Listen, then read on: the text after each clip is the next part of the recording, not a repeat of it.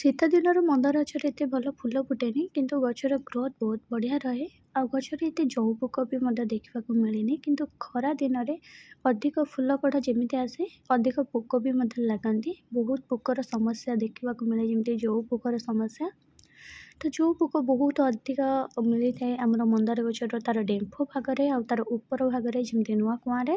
ଆଉ ବହୁତ ପ୍ରକାର ପୋକ ବି ମଧ୍ୟ ଥାଆନ୍ତି। ମେଲାବଗ ଭିତରେ ବହୁତ ଅଲଗା ଅଲଗା, ତା'ର ନାଁ ବି ଅଲଗା। ଆଉ ସର୍କଲ୍ ବି ମଧ୍ୟ ଆପଣ ଯଦି ଦେଖିବେ, ବହୁତ ଲାଇଫ୍ ସର୍କଲ୍ ଅଲଗା, ଯେମିତି ମେଲ୍ ଫିମେଲ୍ ଭର୍ସନ୍‌ର ପୁରା ଅଲଗା।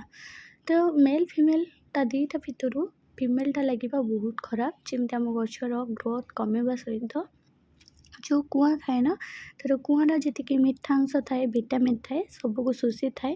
ଆଉ ସେଇଠି ତା'ର କିଛିଟା ଖାଦ ଜମିଥାଏ, ଆଉ କିଛି ଅଣ୍ଡା ବି ମଧ୍ୟ ଦେଇଥାଏ, ଯେଉଁଟା ଆମ ଗଛର ଡେମ୍ଫକୁ ନାଜୁକ କରିବା ସହିତ ଉପର କୁଆଁକୁ ପୋଡ଼ି ଦେଇଥାଏ।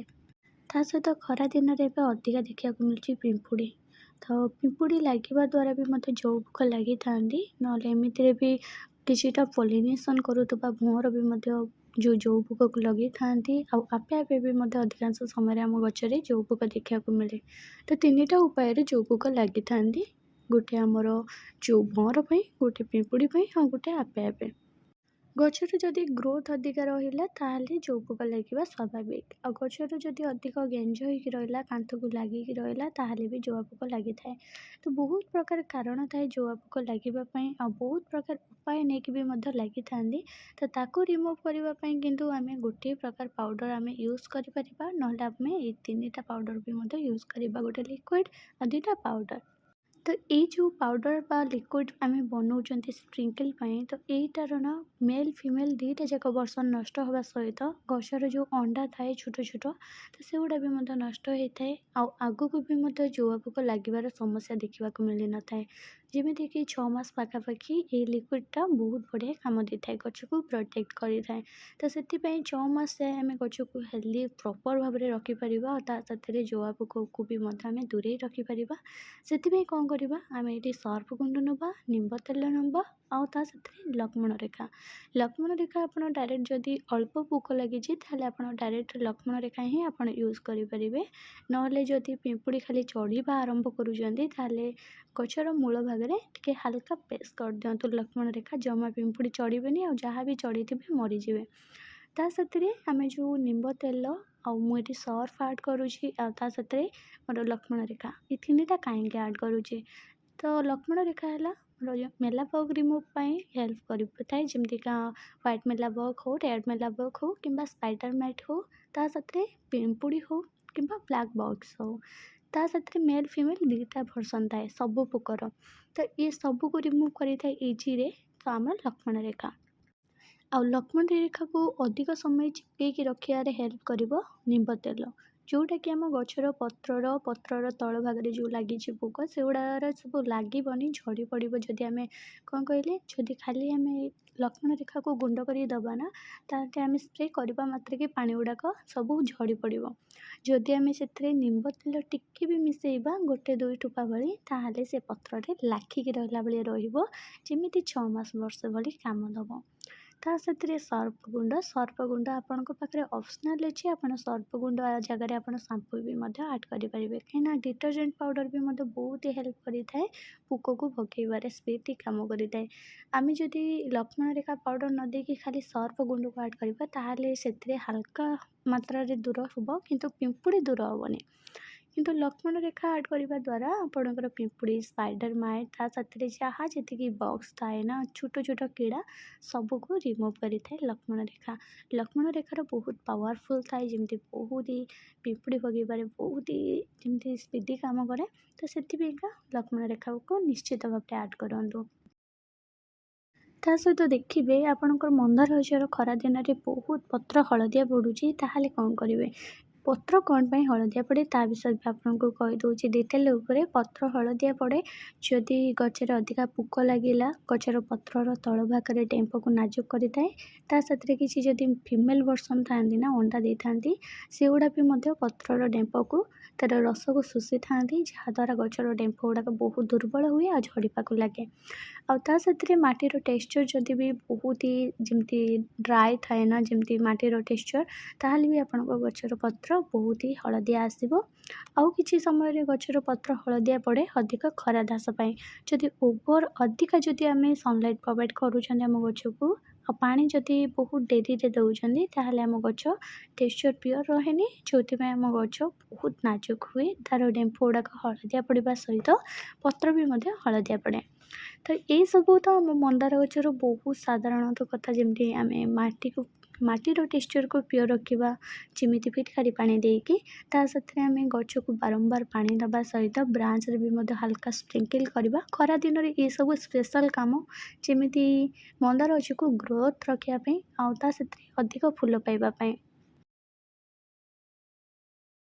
तो ये मोर जी भी मंदार गछ अच्छी तो सबुति तो पत्र हलदिया पड़नी किसी हलदिया पड़ी तो आपण मानक भी पोज करके देखा तो देखूँ केमती कौन आ मंदार गच मुझे स्प्रिंकल करुँची मोर निम्ब तेल जो रेडी करी लिंब तेल सहित जो सर्फ गुंड ता साथ मोर लक्ष्मण रेखा पाउडर तो ये सब बेसी ऐड करेंगे आपड़ ये कढ़ जगार आउ ता साथ गचर मूल पोजिशन को कारण से बाटे देखिए पिंपुड़ी चढ़ी थाए अग भागरे पोक जमा होता है। तो ये सब को निश्चित भाव में ध्यान देवे आ गचरे जिते बड़े भी ऐड करूँ स्प्रिंकल भाव में ना ताले आपण ये भाव में ही ऐड करूँ गचर पत्र को सब बेले लौटे देखुवे जमी स्प्रिंकल करने आगु हो कि करने हो सब बेले चेक करेंगे गचर पत्र को आ कढ़ पोजिशन को चेक करुवे गचर पत्रटी केमती कौन पोक लगुच कौन करुँचा साथ गचर पत्रर तल भाग को देखिए कहीं से ही बेसिक विटामिन शोषी था पोक गुड़ाक लगे कि जोड़ा मेल आउ फीमेल वर्सन गुड़ाक जोटा कि आमर छोट व्हाइट कलर मेलाबग ना व्हाइट मेलाबग जोटा कि फीमेल वर्सन थाए तो सहीटा ही बेसी लगी था पत्र भागे तो से सब प्रति ध्यान देवे आ मेल भाग थाए आम गचर कढ़े जोटा कि सब गुटुला हो रखिदिए चापिकी सेटा हूँ मेल वर्सन और जोटा फीमेल थाए ना सेटा गचर पत्रर तल भाग देखा मिले और छोट छोट अंडा दे थाए। तो आपण मानक मुझे भिडियो ही देखी केमती पत्र सब अंडा दबा आरंभ कलानी तो से आज ये भिडियोटी आनी मुझे आज जेहेतु देखिली मो मंदार गचर पत्र तल भागे एमती सब अंडा दबा आरंभ है सब पोक कला तो से सब गच को चेक कली साथ पत्र भी बहुत गचर हलदिया पड़ा तो से गुड़ार भी देखिली चेक कली कर सारापर मोर ऐड कली मोर स्प्रिंकल भाव में लक्ष्मण रेखा को आगुरी मुझे सहित सर्ट्स वीडियो भी ऐड करी मोर गोटे गोटे गचरे सब बेले तो मुझे चेक करे कि गोटे गोटे गचरे ना जिते बड़े अटाक करूए पिंपुड़ी तो पिंपुड़ी चढ़ा मात्रे मैं लक्ष्मण रेखा हल्का हल्का प्रेस कर दिए तार मूल में जमी पिंपुड़ी चढ़ा बंद होगा सहित पिंपुड़ी जहाँ चढ़ी था भी मरी जाए कारण पिंपुड़ी को जदि आप दूरे रखिए आपण गच ठारू ताले आपण गच बहुत सुस्थ बहुत हेल्दी रहिबो। गच भितर बेसिकली देसी गचरे जो आपको देखा मिलती मुझे सब गचरे ऐड कर देछि किंतु अधिका करके ऐड करुँचे मोर श्वेत मंदार रे आपण जदि श्वेत मंदार लगे हुए तो आप जानी श्वेत मंदार अधिका पोक लगे बोली श्वेत मंदार कौन जी देसी कलेक्शन थाए देशी मंदार जी थाए ना सबुथ अधिका जो पोक देखा मिलती खरा दिन में तो से खरा दिन में मुझे देसी गच को बेसी करके प्रॉपर केयर निए जमीका तार स्प्रिंकल भाव में चेकिंग भी सब बेले करूए आउ साथ पत्र हलदिया कड़े एमती पोक लगे ऊपर कुआं कड़े पोक लगे ये सब जदि देखुं तुरंत दूर करूँ आ गच को सुस्थ रखु।